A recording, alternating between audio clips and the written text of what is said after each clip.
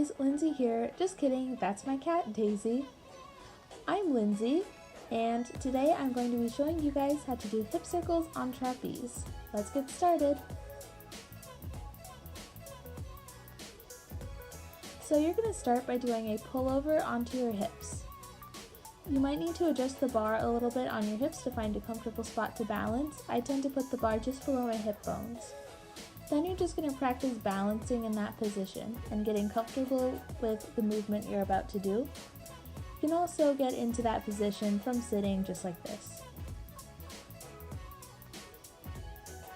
So you're going to be on your hips and then just practice diving forward and tucking into a tight ball position.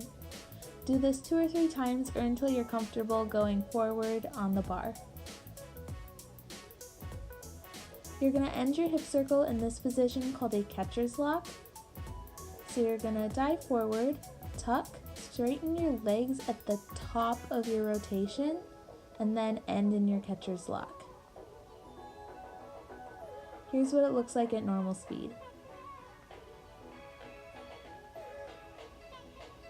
You can also do back hip circles. So you're going to put your forearms on the bar, tuck your knees to your chest, and lean backward. It's that easy.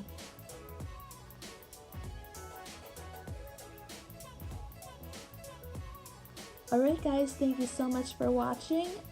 Please subscribe and like this video if you want to support my channel. And if you're attempting to do hip circles, make sure you're with your coach and you're safe. And I will see you guys next time. Bye!